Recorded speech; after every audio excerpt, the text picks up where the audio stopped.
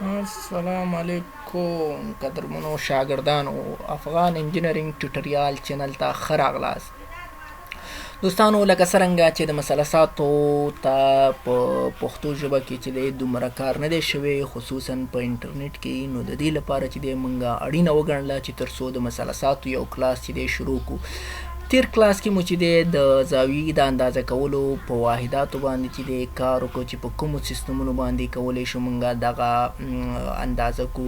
اوس په دې ویډیو کې به چې دی موږ په یو څو مثالونو باندې یو څو پروسیجرو باندې چې دی موږ کار وکړو. لومړی مثال دی زموږ لاندې زاویې چې دی جمع او تفریق کړئ. ای زاویه زموږ د 15 درجې 38 دقیقې او 54 ثانیې ده.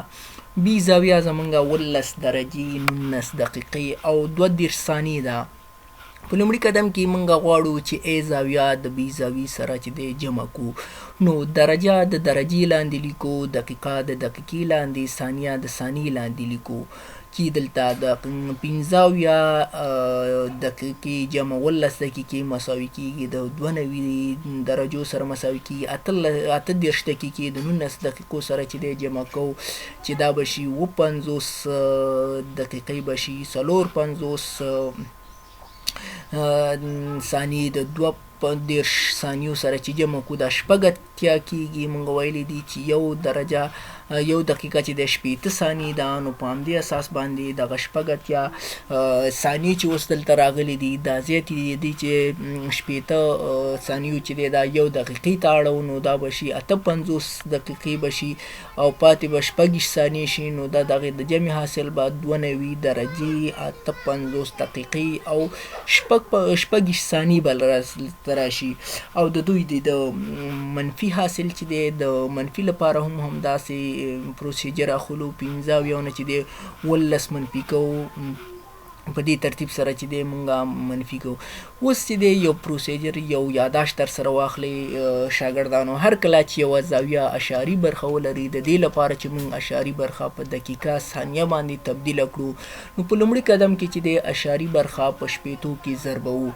چې کله مو ضرب کړله د دې صحیح برخه چې ده موږ دلته دقیقې ښودونکې ده، او بیا هم که اشاري برخه پاتې شوله دغه اشاري برخه چې دی بیا په 80 کې ضربو چې موږ ته ثانیه په لاس راځي. که بیا هم یو څه اشاري برخه پاتې شوله په دای کې دغه اشاري برخه راونډاپ کوو چې دغې د راونډاپ نه چې هر حاصل راغی هغه زموږ لپاره ثاني برخه ده.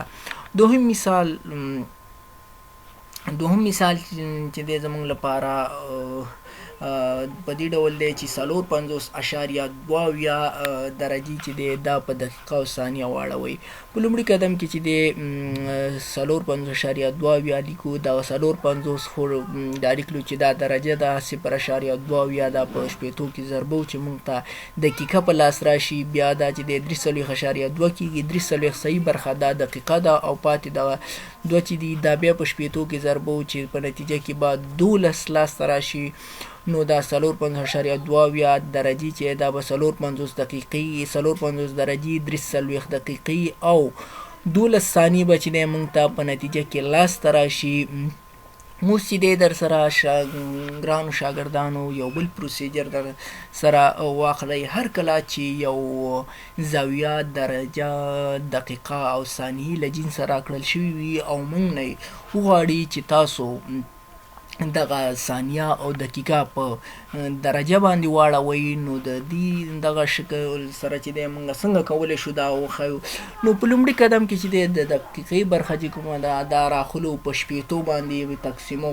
کله مو چې په 80 باندې تقسیم کړله چې هر عدد لاسته راغی دا زموږ درجه شوله. او د ثانیې برخه چې کومه دا په 3600 باندې تقسیمو، نو د دې په نتیجه کې چې هر عدد لاسته راغی دا زموږ دپاره درجه شوله.